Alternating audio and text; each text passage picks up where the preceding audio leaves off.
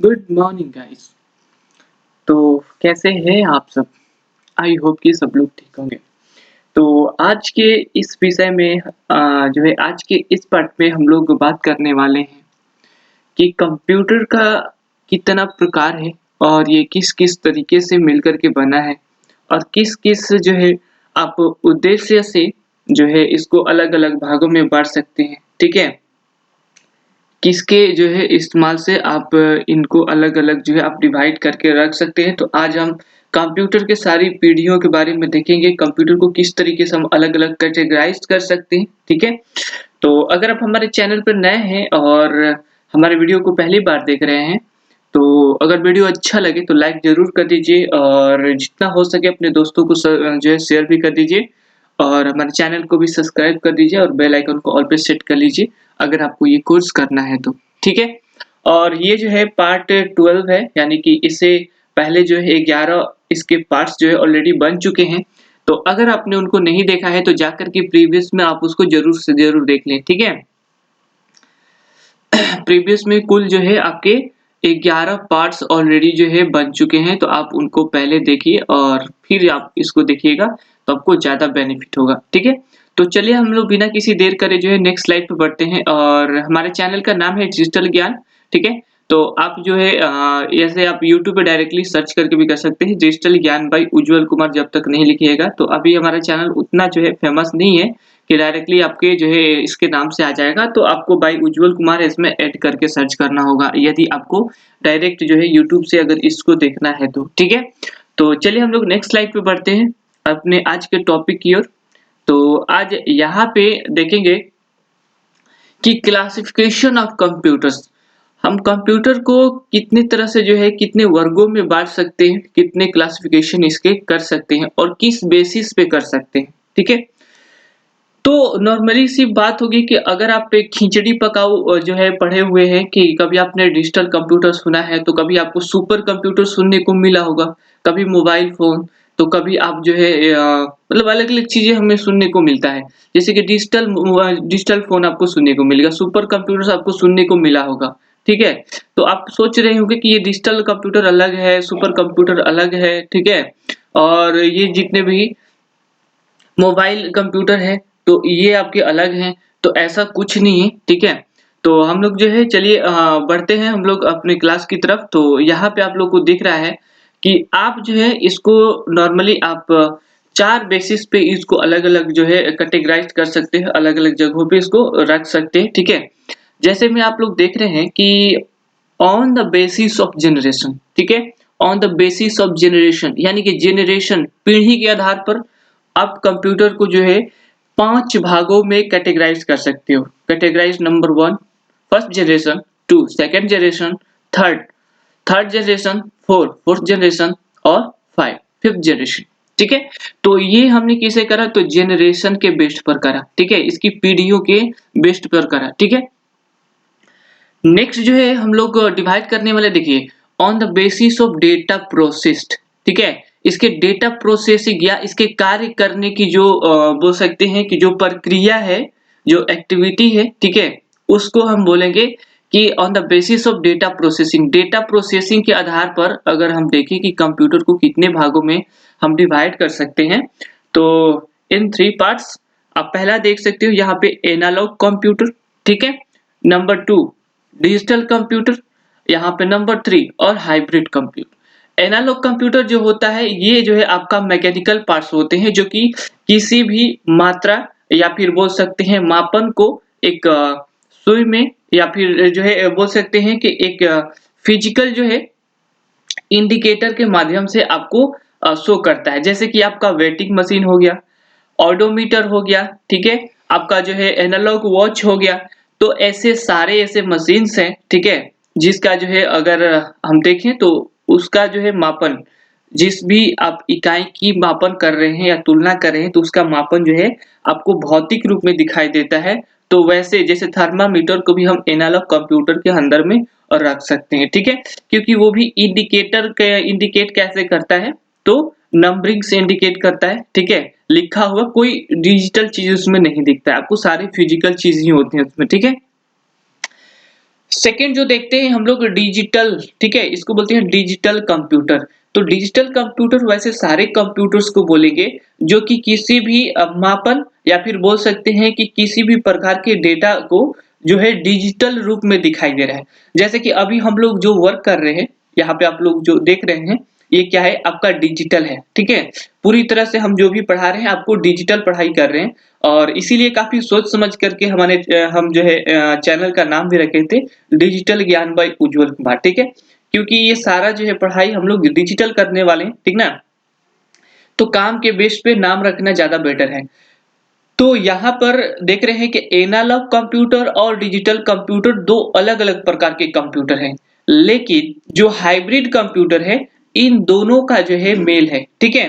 Hybrid computer में कुछ जो है चीजें डिजिटल भी होगी, ठीक है, और कुछ जो है इसमें एनालॉग भी आपका वर्क करेगा। जैसे कि आप लोग का जो रोबोटिक्स जो कंप्यूटर्स होते हैं, रोबोट्स बनाने वाले, प्रोग्राम करने वाले, या फिर बोल सकते हैं कि आप जो है हॉस्पिटल में आप जाकर के जब भर्ती होते हैं तो आपका ब्लड जो है चेक करने के लिए भी आपको, या फिर जो है आपका हार्ट बीट को आपको जैसे हार्ट बीट को एक लेके मान के चलते हैं कि जैसे में आपके दिल के धड़कने की गति को कंप्यूटर पे लोग कैसे इंडिकेट करते हैं, ठीक है। तो वहां पे दो चीजें वर्क करती हैं। पहला चीज, एक ऐसा मशीन होता है जो कि आपके जो है सीने से लगा होता है, ठीक है, और वो जो है जो बार बार जो धड़कन है, ठीक है, जो पल्स है, उसको जो है फिजिकल जो है जो फिजिकल पल्स है उसको जो है बोल सकते हैं कि मापता है, और उस मापन को कंप्यूटर के माध्यम में कंप्यूटर्स को भेज करके स्क्रीन पर शो करता है कि हार्ट बीट का जो पल्स है वो जो है हार्ट बीट किस तरीके से चल रही है, ठीक है। तो ये जो है दोनों का मिला जुला है पार्ट। अब यहाँ पे जो नेक्स्ट चीज देखेंगे, on the basis of size and capacity. अगर कंप्यूटर में हम साइज और कैपेसिटी के मुताबिक अगर कंप्यूटर को जो है डिवाइड करें, तो ये जो है आपके 5 जो है आपके डिवीजन होंगे। जैसे कि फर्स्ट आपका सुपर कंप्यूटर जो कि काफी पावरफुल कंप्यूटर है और लगभग सारे विकसित देशों के पास है, ठीक है। इसमें आपको एक साथ जो है बहुत सारे यूजर्स आपकी काम करेंगे, और हाँ, इसके बारे में भी हम लोग आगे चल के जो है चर्चा करेंगे, बट अभी इसको देख लेते हैं, शॉर्ट में देखेंगे सबको, ठीक है। ये आपका मेन फ्रेम कंप्यूटर है जो कि कंपनियां यूज करती हैं। ये मिनी कंप्यूटर आपका रहा। मोबाइल कंप्यूटर तो आपको पता ही है, ठीक है। मोबाइल कंप्यूटर जो कि आपके हाथ में चलता है, जिसको हैंडहेल्ड कंप्यूटर या टैबलेट के नाम से भी जानते हैं। ये जो है आपका माइक्रो कंप्यूटर। तो माइक्रो कंप्यूटर में ही आपके डेस्कटॉप, लैपटॉप और ये आपके जो है मोबाइल कंप्यूटर हो गए, आपका पैमटॉप हो गया, डेस्कटॉप हो गया, ये सारे आपके माइक्रो कंप्यूटर्स के अंडर आते हैं। तो अभी हम लोग जो व्यक्तिगत तौर पे जो कंप्यूटर्स इस्तेमाल करते हैं, वो ये सारे के सारे माइक्रो कंप्यूटर्स के अंदर ही आते हैं, ठीक है।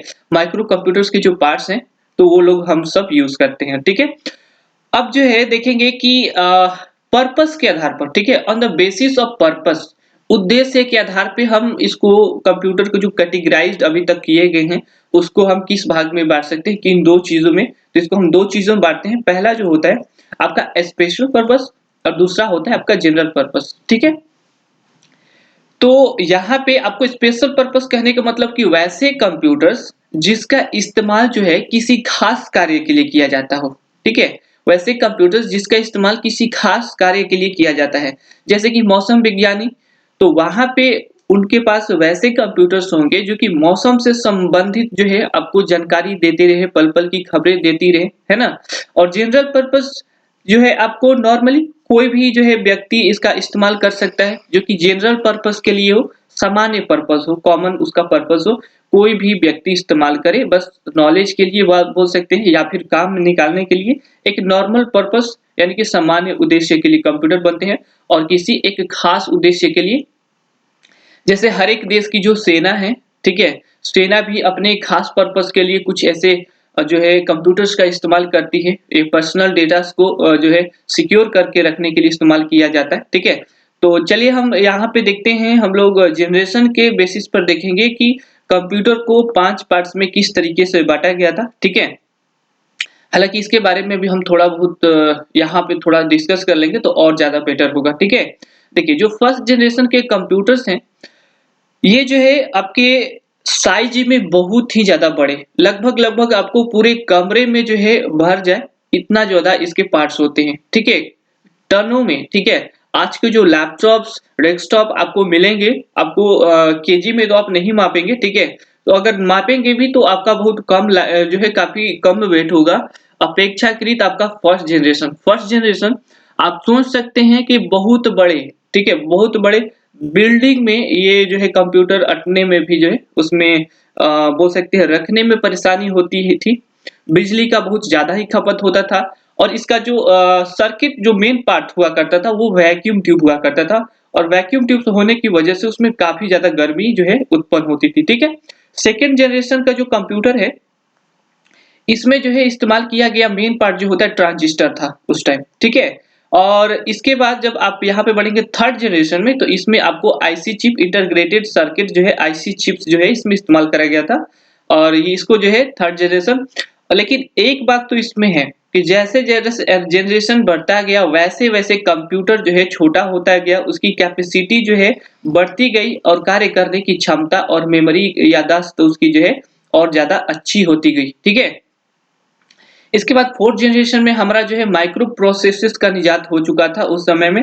फोर्थ जनरेशन जो है बाकी सारे की तुलना में काफ़ी ज़्यादा फ़ास्ट, बहुत ज़्यादा विकसित और बोल सकते हैं कि इसमें जो है को चलाने में बहुत ही ज़्यादा आसान और काफ़ी हाई लेवल लैंग्वेजेस जो है इस्तेमाल किए जाते हैं। फोर्थ जनरेशन जो कि हम लोग अभी इस्तेमाल करते हैं माइक्रो प्रोसेसर अभी आप लोग जितने भी आप कंप्यूटर्स, ठीक है, लैपटॉप्स या फिर कहीं पर भी आप कुछ देखते हैं तो वो जो है फोर्थ जनरेशन का ही आपको कंप्यूटर्स मिलेगा, ठीक है? अब जो रहा 5th जनरेशन तो 5th जनरेशन में आपका जो है क्वांटम जो है आपको एक अलग जो है प्रोसेसर देखने को मिलेगा क्योंकि ये जो है भविष्य में आने वाला जो है कंप्यूटर्स बेस्ड होंगे। तो चलिए हम लोग जो है ये जो है हमारा एआई ज़्यादातर आर्टिफिशियल इंटेलिजेंस में ही आपका ज़्यादा वर्क करेगा, ठीक है? तो चलिए हम लोग वन बाय वन करके सबको अच्छे से देखते हैं। तो यहाँ पे हम लोग देख पा रहे हैं इसको करने से पहले हम लोग जो है फर्स्ट जनरेशन के अ, पीरियड्स देखेंगे कि कब जो है कब से लेकर के कब तक इसका समय चला, ठीक है? इसके बाद इसका सर्किट देखेंगे कि इसका मेन सर्किट पार्ट क्या रहा था, मेमोरी कैपेसिटी देखेंगे, प्रोसेसिंग स्पीड देखेंगे, आप यहाँ पे देख पा रहे हैं, ठीक है? Subject, period, circuit, memory capacity, processing speed, programming languages supported, example of computers. तो यहाँ पे देखिए एक ENIAC भी था आपका यहाँ पे, ठीक है? ENIAC, थिंक ENIAC, ठीक है? अब यहाँ देखिए जो फर्स्ट जनरेशन का जो कंप्यूटर का जो समय रहा था, जो फर्स्ट जनरेशन जिसमें वैक्यूम ट्यूब्स का भरपूर रूप से इस्तेमाल हुआ था, वो 1940 से लेकर के 1956 के बीच में अप्रॉक्सिमेटली रहा, ठीक है? लगभग आपका 1940 से 56 रहा। इसमें हम ज़्यादा समय नहीं वेस्ट करेंगे, हम लोग आगे जो है पढ़ेंगे क्योंकि वीडियो काफ़ी लंबा हो जाएगा तब तक। तो देखिए, इसमें जो है मेन सर्किट पार्ट क्या था? तो वैक्यूम ट्यूब्स, ठीक है? वैक्यूम ट्यूब्स का इस्तेमाल होता था उस समय में और ये जो है आपका 20 केबी का मेमोरी कैपेसिटी रखता था, 20 केबी और केबी का आप सभी को जो है हम ऑलरेडी जो है बता दिए यूनिट्स। अगर वो आपने वीडियो नहीं देखा है तो जाकर के बैक साइड में या फिर जो पीछे वाली जो वीडियोज़ हैं, आप उसको जाकर के ज़रूर देखिए, ठीक है? अब देखिए इसका जो प्रोसेसिंग स्पीड था वो जो है मात्र 300 आईपीएस, ठीक है? आईपीएस ये आपका इंडियन पुलिस सर्विस वाला आईपीएस नहीं है, आपका इंस्ट्रक्शन पर सेकंड होता है, ठीक है? ये जो है स्पीड को मापने की एक बोल सकते हैं कि यूनिट्स है, ठीक है? अब देखिए यहाँ पे मशीन लैंग्वेज, प्रोग्रामिंग लैंग्वेजेस में मशीन लैंग्वेज लैंग्वेज जो कि बाइनरी डिजिट 0 और 1 के साथ जो है ये आपको देखिए ये काफ़ी जो है परेशानी वाली बात थी कि केवल कंप्यूटर्स वही लोग चलाने में सक्षम थे जिनको जो है बाइनरी डिजिट और मशीनी लैंग्वेज की जानकारी थी, ठीक है?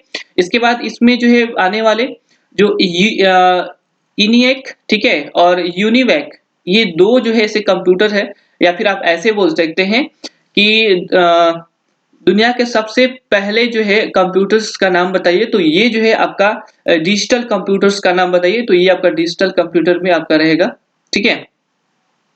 तो यहाँ पे ENIAC और UNIVAC और IDVAC जो है ये जो है आपके स्टार्टिंग के कंप्यूटर्स रहे थे जो कि वैक्यूम ट्यूब्स के इस्तेमाल करके जो है इस्तेमाल किए जाते थे। और ये डिजिटल कंप्यूटर आई थिंक नहीं था, ठीक है, डिजिटल कंप्यूटर नहीं था क्योंकि इसका जो है प्रिंट आउट करके बार-बार जो है उसका जो रिजल्ट है वो देखा जाता था। आगे चल के हम देखेंगे, ठीक है। तो दुनिया का पहला कंप्यूटर हम बोल सकते हैं ENIAC या यूनिवैक था। अब देखिए यहाँ पर जो है सेकंड जनरेशन को देखेंगे, सेकंड जनरेशन का जो समय था 1956 से 63 रहा, ठीक है। तो यहाँ पे जो है सर्किसिटी का मेन पार्ट रहा था ट्रांजिस्टर्स, और इसका कैपेसिटी थोड़ा-सा इंक्रीज हुआ, ठीक है। सब में आप देख रहे हो वैक्यूम ट्यूब से ट्रांजिस्टर में बदल गया, 20 केबी से 128 केबी में बदल गया, ठीक है। 300 एपीबीस ये आपका बराबर रहा, ठीक है, ये आपका बराबर रहा। स्पीड इसका वही रहा। अब देखिए यहाँ पे सर्किसिटी ट्रांजिस्टर में बदल गया, मेमोरी कैपेसिटी जो है बदल के काफी बढ़ गई, है ना। इसके तुलना में लगभग आपका कितना 6 गुना, ठीक है, 6 गुना आपका बढ़ गया। अब देखिए यहाँ पे क्या हो गया, प्रोग्रामिंग जो है लैंग्वेजेस इसमें आपका assembly languages and early high level languages, जैसे कि अर्ली यानी कि स्टार्टिंग जो हाई लेवल लैंग्वेजेस थे जैसे कि फोर्ट्रान, कोबोल और एल्गोल, तो ये जो है इसमें जो है सपोर्टेड थी। अब यहाँ आप देखिए जो एग्जांपल ऑफ कंप्यूटर्स यानी कि सेकंड जनरेशन के जो ट्रांजिस्टर्स लगे हुए कंप्यूटर्स थे उसमें आपका IBM 1401, IBM 7094, CDC 3600 और डी यूनिवैक 1108 जो है ये आपके कुछ स्टार्टिंग के कंप्यूटर्स रहे थे, उस समय के काफी पॉपुलर कंप्यूटर्स रहे थे। ये जितने भी आप देख रहे हो उस समय के काफी जो है पॉपुलर और बोल सकते हैं ज्यादातर इस्तेमाल किया जाने वाला कंप्यूटर्स रहा था, ठीक है। अब देखिए यहाँ पे और ये भी बताते चले कि ये जो कंप्यूटर्स होते थे ये कंप्यूटर्स काफी रिप्यूटेड कंपनी ही इस्तेमाल कर पाती थी, क्योंकि इसका जो प्राइस कोई जो है बोल सकते हैं कि जो पर्सनल जो व्यक्ति है व्यक्तिगत तौर पे इसको नहीं खरीदा जा सकता है। बड़ी-बड़ी कंपनियां जो है इसको जो है खरीद पाती थी, नॉर्मल जो है व्यक्ति इसको नहीं खरीद पाते थे, ठीक है। तो अगले हम देखेंगे थर्ड जनरेशन, सेकंड जनरेशन हमने देख लिया। थर्ड जनरेशन 1964 से 71 के बीच माना जाता है और इसमें ट्रांजिस्टर के जगह पे इस्तेमाल होने लग गया आपका आईसी चिप, ठीक है। आईसी आईसी कहने का मतलब कि इंटीग्रेटेड सर्किट, ठीक है। इंटीग्रेटेड जो सर्किट थे ये आपका जो इस्तेमाल होने लग गया या फिर इंटीग्रेटेड चिप्स बोल सकते, ठीक है। तो यहाँ पे आप देख पा रहे हो कि स्पीड काफी ज्यादा बढ़ गया, ठीक है। केबी से आपको 128 केबी से 1 एमबी यानी कि लगभग आपका 1024 केबी का जो है ये इसका कैपेसिटी हो गया। मेमोरी कैपेसिटी कितना हो गया आपका 1024 केबी। तो आप इसमें देख सकते हो कि कितना का डिफरेंस है, ठीक है। स्पीड आपका जहां पर पिछले बार जो है सेकंड जनरेशन में आपका 300 आईपीएस था, अब यहाँ पे बढ़कर के 1 एमआईपीएस हो गया, ठीक है। ये ओनली आईपीएस था, यहाँ पे एमआईपीएस हो गया, यानी कि 1 मिलियन इंस्ट्रक्शन पर सेकंड। एक जो है सेकंड में आपका जो है 1 मिलियन जो है इंस्ट्रक्शन को ये जो है कर सकता था, और ये इसकी जो है कार्य करने की गति थी। और यहाँ पे प्रोग्रामिंग जो लैंग्वेजेस थे वो थोड़े से विकसित हो गए थे, अर्ली एजेस के नहीं है, ठीक है। आपका सी और सी प्लस प्लस जो है आपके हाई लेवल लैंग्वेजेस जो है सपोर्टेड हो गए इसमें। और यहाँ पे जो उस समय के थर्ड जनरेशन के काफी पॉपुलर कंप्यूटर्स में जैसे IBM 360, आपका 360 सीरीज के जितने भी कंप्यूटर्स थे और 1900 सीरीज के जितने भी कंप्यूटर्स थे ये सारे जो है पॉपुलर थे उस समय के आपके थर्ड जनरेशन इंटीग्रेटेड चिप के लिए। जब यहाँ पे हम लोग नेक्स्ट जनरेशन को बढ़ेंगे, ठीक है, नेक्स्ट जनरेशन फोर्थ जनरेशन में बढ़ेंगे, तो आप देख रहे हैं 1971 से लेकर के प्रेजेंट, यानी कि 1971 से लेकर के अभी वर्तमान समय में जो भी कंप्यूटर्स इस्तेमाल किए जा रहे हैं वो हमारे फोर्थ जनरेशन के अंडर में आते हैं, ठीक है। तो यहाँ पे इंटीग्रेटेड सर्किट से जो है बदल करके ये हो गया आपका माइक्रो प्रोसेसर VLSI, ठीक है। VLSI का मतलब क्या होता है, तो इसको बोलेंगे very large scale integration technology, ठीक है। तो ये माइक्रो प्रोसेसर का इजाद हो गया और अभी जो है माइक्रो प्रोसेसर का आप लोग स्पीड देख पा रहे हो, ठीक है, कि ये काफी जो है बेहतर है। बाकी सारे जो है जितने भी जनरेशन हुए हैं उसमें कुछ न कुछ विकास जरूर हुआ है, कुछ न कुछ नया पार्ट जरूर लगा है, तभी तो इसको हम नया जो है जनरेशन बोल रहे हैं, ठीक है। अब यहाँ पे जो स्पीड था वो देखिए, यहाँ पे आपका मैग्नेटिक कोर मेमोरी बने हो गया, कैपेसिटी जो है मैग्नेटिक कोर मेमोरी, और यहाँ पे क्या था पंच्ड कार्ड था, ज्यादातर पंच्ड कार्ड यूज होते थे। पंच कार्ड कैसा होता है हम आगे के जो है बोल सकते हैं कि उसको देखेंगे आगे के स्लाइड्स में। मैग्नेटिक टैप कोर मेमोरी हो गया, और ये LSI लार्ज स्केल जो है integration and very large scale integration high capacity, यानी कि इसका जो है मेमोरी कैपेसिटी काफी ज्यादा बढ़ गया। और अभी वर्तमान के समय में आप जो कंप्यूटर्स इस्तेमाल कर रहे हैं, आप उसके बारे में तो जानते ही होंगे कि किस तरीके से जो है इसका मेमोरी स्पीड को मेमोरी को आप बढ़ा सकते हैं, ठीक है? हार्ड डिस्क का इस्तेमाल करके, एसडीडी का इस्तेमाल करके, ठीक है? चलिए, तो अब ये जो जो है हम लोग नेक्स्ट जो है पढ़ेंगे। यहाँ पे देख पा रहे हैं कि यहाँ पे जहाँ M1 MIPS था, अब यहाँ पे फास्टर देन थर्ड जो है जनरेशन, यानी कि इससे भी ज्यादा ये फास्ट हो गया, ठीक है? अब यहाँ पे हाई लेवल लैंग्वेजेस में देखिए आपका C++, जावा, यानी कि ये जो थर्ड जनरेशन में कुछ थे और कुछ जो है जैसे जावा हो गए और भी कुछ ऐसे लैंग्वेजेस हैं जिसका जो है इजाद हो चुका है, ठीक है?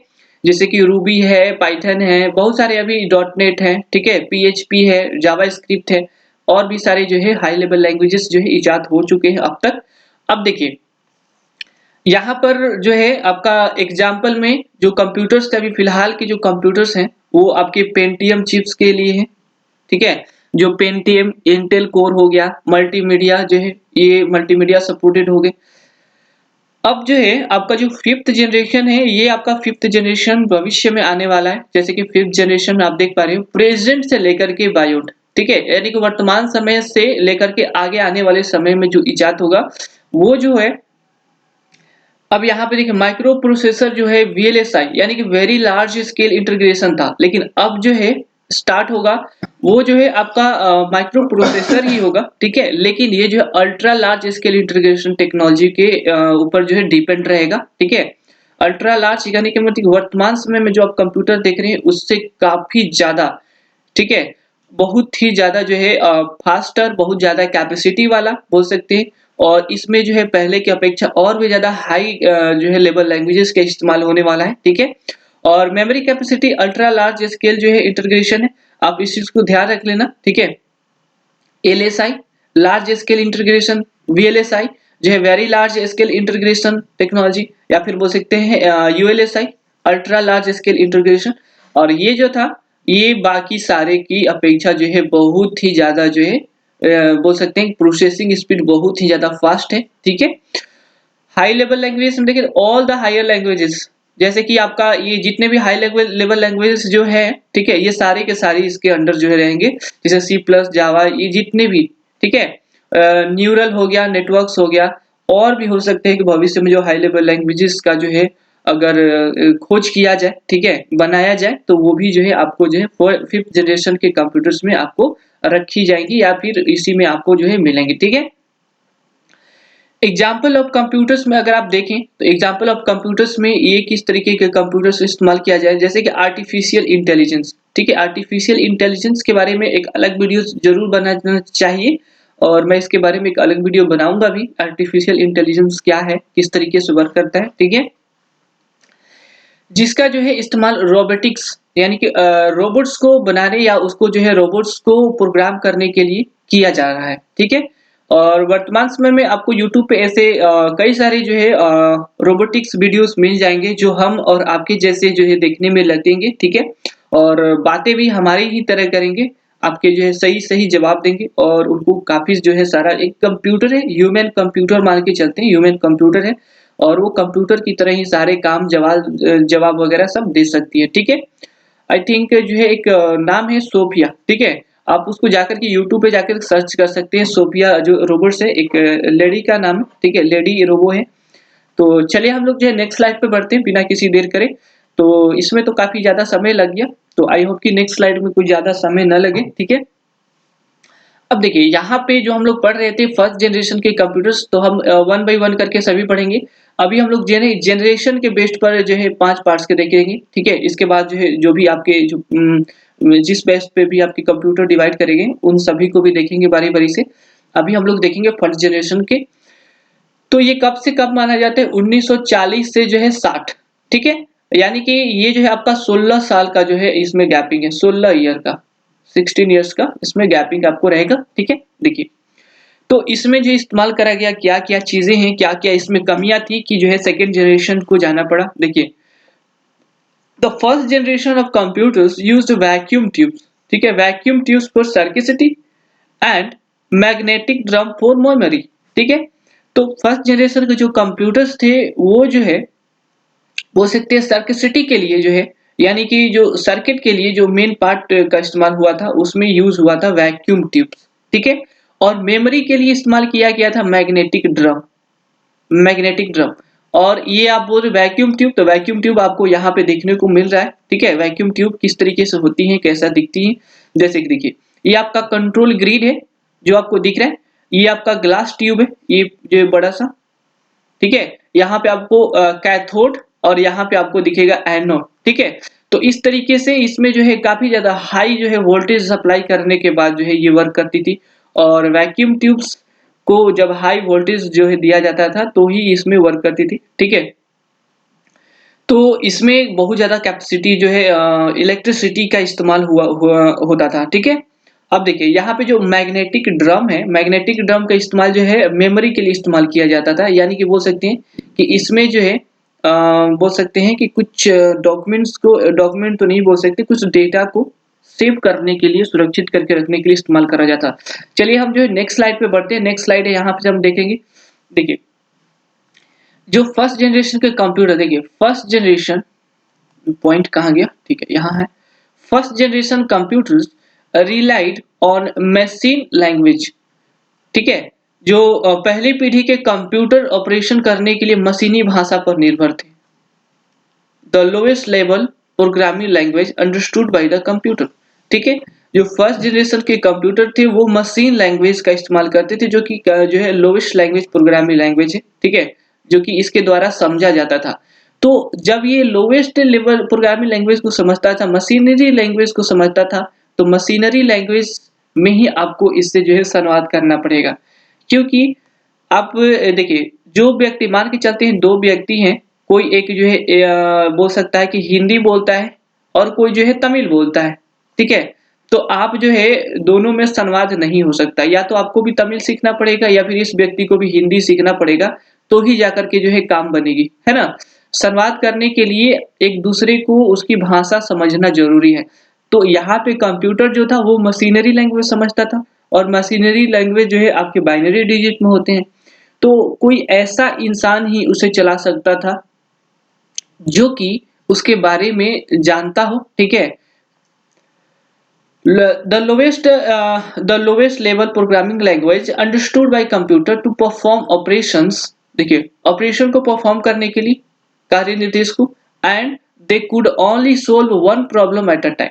तो ये आपके मल्टीटास्किंग नहीं थे उस समय के कंप्यूटर, ये एक समय में केवल एक ही सवाल का जवाब दे सकता था, या फिर एक ही जो है क्वेश्चन का जो है सॉल्यूशन आपको दे सकता था। देखिए पंच कार्ड्स एंड पेपर, देखिए क्या बोल रहा है कि punch cards and paper tape were use for input.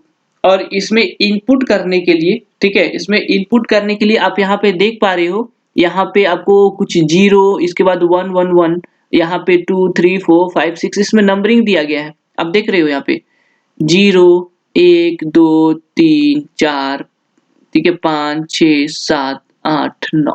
तो इस तरीके से 0 से लेकर के 9 तक आपको बस नंबरिंग दिया गया है। और इसके माध्यम से देखिए यहाँ पे जो नंबरिंग, यहाँ पे जो इनपुट करा गया है, 0 में एक जो है आपको पेपर डाला गया है, ठीक है। सेकेंड लाइन में आपको देखिए इसमें कुछ, यहाँ पे आपको कुछ डाले गए हैं, ठीक है। यहाँ पे देख रहे हो व्हाइट व्हाइट जो डॉट हैं, ये इनपुट किए गए हैं, ठीक है। तो ये इनपुट किए गए जो है बोल सकते हैं कि ये इनपुट करने का तरीका था उस समय में। देखिए जो कंप्यूटर द्वारा समझी जाने वाली निम्नतम स्तर की प्रोग्रामिंग भाषा थी, और वे एक समय में एक ही समस्या का समाधान कर सकते थे, ठीक है। इनपुट के लिए छिद्रित कार्ड, देखिए इनपुट के लिए छिद्रित कार्ड, ये जो कार्ड है छिद्रित है, यानी कि इसमें छेद किए गए हैं, होल किए गए हैं। और पेपर टैप का उपयोग किया गया था। पेपर टैप यानी कि पेपर को इसमें जो है डाला जाता था, पेपर को इसमें जो छिद्र है उसमें आपको डाला जाता है, और जगह जगह पर आपको जो व्हाइट व्हाइट चीजें दिख रही हैं वो एक्चुअल में आपका पेपर है। और आउटपुट प्रिंट आउट पर प्रदर्शित किया गया था। और इसका जो आउटपुट, इनपुट तो आप जो है पंच कार्ड के और पेपर्स के माध्यम से डालेंगे, और आउटपुट जो है आपको प्रिंट आउट पर प्रदर्शित किया जाता है। यानी कि इसको देखने के लिए, इसके आउटपुट को देखने के लिए आपके पास कोई डिजिटल मॉनिटर नहीं था उस समय में, आपको पेपर पर प्रिंट आउट करना पड़ेगा तभी जाकर के, और उनको समझने में भी आपको थोड़ी सी परेशानी होगी, ठीक है। अब फर्स्ट जनरेशन में जो लोग इसको इजाद करने में लगे थे, अब उनको ही पता होगा कि इसमें क्या-क्या जो है प्रॉब्लम्स आती होंगी। हालाँकि हम लोग कुछ-कुछ इसके बारे में हम लोग भी देखेंगे कि कौन-कौन सी ऐसी खास परेशानी रही थी, ठीक है? तो हम नेक्स्ट स्लाइड में देखते हैं कि फर्स्ट जनरेशन में आखिर क्या-क्या ऐसी कमियाँ रही थी, जिसमें कि जो है इसको जो है बाद में डेवलप किया गया। अब देखिए, इसमें जो है पाए गए कुछ विशेष प्रॉब्लम्स थे, ठीक है? इजाद तो हो गया, न्यू पड़ गया कंप्यूटर का, ठीक है? लेकिन अभी भी इसमें बहुत सारी जो है चीज़ें ऐसी थी जिसको कि विकसित या फिर उसको बोल सकते हैं कि उसको सुधारना बहुत ही ज़रूरी था। अब देखिए, first generation computers were often enormous, taking up entire room. क्या बोल रहा है कि जो देखिए, पहली पीढ़ी के कंप्यूटर अक्सर विशाल होते थे। विशाल कहने का मतलब कि बहुत बड़ा, आकार के रूप में बहुत बड़ा, ठीक है? जो पूरे कमरे को घेर लेते थे। पूरे कमरे मतलब कि पूरा जो आपका रूम है, ठीक है? पूरे रूम में भरे हुए थे।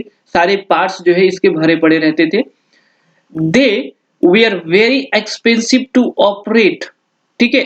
एक्सपेंसिव टू ऑपरेट, ऑपरेट करने में ये जो है बहुत ही ज़्यादा जो है महँगे थे। ऑपरेट करने में बहुत ही ज़्यादा महँगे थे, यूँ बोले आप पंच कार्ड्स, ठीक है? यहाँ पे आप जो भी काम करते हैं इसमें आप अपना समय बचाने के लिए, है ना? अब जो डिजिटल में आज में और पहले वाले कंप्यूटर्स में जब आप बोल सकते हैं जब तुलना करेंगे तो आपको पता चल जाएगा कि किस तरीके से ये जो है काफ़ी एक्सपेंसिव था, ठीक है? अब देखिए, एक्सपेंसिव किस तरीके से था ऑपरेट करने में? तो पहला चीज़ आपको आपको बड़ा रूम चाहिए, ठीक है? नंबर 2 आपको बहुत ही ज़्यादा हाई क जो है लगभग-लगभग आपको बहुत ज़्यादा जो है इलेक्ट्रिसिटी चाहिए, वैक्यूम ट्यूब्स का इस्तेमाल करते हुए इसका इस्तेमाल करने के लिए। साथ ही साथ इसमें बहुत सारे जो है इनपुट्स, आउटपुट्स के लिए जो है पंच कार्ड्स वगैरह इस्तेमाल होते थे, जो कि एक बार इस्तेमाल होने के बाद वो बेकार हो जाते हैं, ठीक है? लेकिन अभी फ़िलहाल में ऐसा नहीं है। आप किसी भी तरीके से आप प्रोग्राम करिए, ठीक है? जब तक आपका सही डॉक्यूमेंट नहीं बनता, अभी के कंप्यूटर्स की बात करें, जब आपका सटीक डॉक्यूमेंट रेडी होता है, तब जाकर के आप फाइनली जो है उसको प्रिंट आउट करते हैं। लेकिन वहाँ पे आपको गलत चीज़ें भी देखनी होगी कि रिज़ल्ट में क्या आया है, तो आपको आउटपुट करके देखना ही पड़ेगा, है ना? एंड इन एडिशन और यहाँ पे देखिए एक और जो है बहुत ज़्यादा दिक्कत था कि इसमें गर्मी भी बहुत ज़्यादा अब आगे देखते हैं इसको। And in additional to using a great deal of electricity, great deal of electricity कहने का मतलब है कि बहुत ही बड़ा जो है बोल सकते हैं इसके लिए एक अलग जो है बिजली का जो है ट्रांसफ़ॉर्म ही रखना पड़ेगा, क्योंकि ये बहुत ही ज़्यादा जो है बिजली का इस्तेमाल करती थी इसलिए ये महँगे थे। वे संचालित करने के लिए बहुत महँगे थे और बिजली का एक बड़ा जो है सौदा के अलावा वैक्यूम ट्यूब ने बहुत अधिक गर्मी उत्पन्न की, जिससे तापमान विनिमय और जलवायु नियंत्रण में कई समस्याएँ पैदा हुई। ट्यूब भी अक्सर जल गई, जो अक्सर खराबी का कारण था। समझ में आ रहा है? The vacuum tubes generated a great deal of the heat, causing a many problem in the temperature regulation and climate control. The tubes also burnt out frequently, which was often the case of the uh, malfunctions. ठीक है? तो यहाँ पे आप क्या देख रहे हो कि पहला तो आपको जो है वैक्यूम जो है ट्यूब्स में जब भी आप हाई जो है बोल सकते हैं वोल्टेज सप्लाई करेंगे तो उसमें जो ट्यूब्स बने थे वो अक्सर जो है जल जाया करती थी और इस तरीके से खर्चे जो है आसमान छू जाते थे, ठीक है? People operating the computer cannot respond to any problem encountered during the operation since the programming was relied on machine language. करें कंप्यूटर का चलायन करने वाले लोग कंप्यूटर ऑपरेशन के दौरान आने वाली किसी भी समस्या का जवाब नहीं दे सकते थे क्योंकि प्रोग्रामिंग मशीनी भाषा पर निर्भर है, ठीक है? तो यहाँ पे आप कुल मिलाकर आप ये देख रहे हैं कि एक बहुत ज़्यादा बहुत बड़ा जो है साइज में था, ठीक है? नंबर 2 में ये आपका पूरा रूम और ये जो है गर्मी को बहुत ज़्यादा हीट जो है कर देता था, ठीक है? पूरा जो है रूम बहुत गर्म हो जाता था। तो हो सकता है जिसकी वजह से आपको एसी वगैरह चलाना भी ज़्यादा कंपल्सरी हो गया हो, ठीक है? तो इस तरीके से बोले तो ये जो है किसी भी आम व्यक्ति के बस की बात नहीं थी, क्योंकि इसमें बहुत ही ज़्यादा खर्चे थे। ठीक है? तो चलिए हम लोग जो है नेक्स्ट स्लाइड पे बढ़ते हैं और देखते हैं। चलिए, ये जो है हमारा आज का जो है लास्ट स्लाइड था, और अभी तक आपने हमारे चैनल को सब्सक्राइब नहीं करा है तो चैनल को ज़रूर सब्सक्राइब कर लीजिए अगर कंप्यूटर से रिलेटेड जो है आपको वीडियोस देखनी है। जैसे ये कोर्स खत्म होगा, इसके अलावा जो है हम और भी जो है चीज़ों के ऊपर जो है हम वीडियोस बनाना शुरू करेंगे, ठीक है? एसएससी, रेलवे वगैरह-वगैरह चीज़ें, ठीक है? जितने भी कॉम्पिटिटिव एग्ज़ाम्स है उसके लिए भी इस पर जो है वीडियोस अपलोड होंगे। लेकिन अभी जो है इसमें कंप्यूटर से रिलेटेड चल रहे हैं, ठीक है? तो अगर आप हमारे चैनल में इंटरेस्ट रखते हैं या हमारे वीडियोज़ में, और ये डेली बेसिस पे आप वीडियोज़ जाके देख सकते हैं, डेली बेसिस पर एक-एक वीडियो जो है अपलोड होते हैं, ठीक है? तो अभी तक नहीं करा है लाइक तो लाइक कर दीजिए, दोस्तों को शेयर कर दीजिए और चैनल को सब्सक्राइब करके बेल आइकन को प्रेस कर लीजिए। और आप हमें अपना जो है सवाल या फिर किसी भी तरह का जो है आपका सलाह हो तो आप हमें कमेंट कर सकते हैं या फिर सोशल मीडिया का इस्तेमाल कर सकते हैं। टेलीग्राम का लिंक हमारे डिस्क्रिप्शन लिंक में होगा, फेसबुक का भी होगा और इंस्टाग्राम पर भी होगा। तो इस तरीके से आप हमें कॉन्टैक्ट भी कर सकते हैं। तो चलिए मिलते हैं आपसे एक नई वीडियो में, तब तक के लिए बहुत-बहुत धन्यवाद and thanks for watching and take care.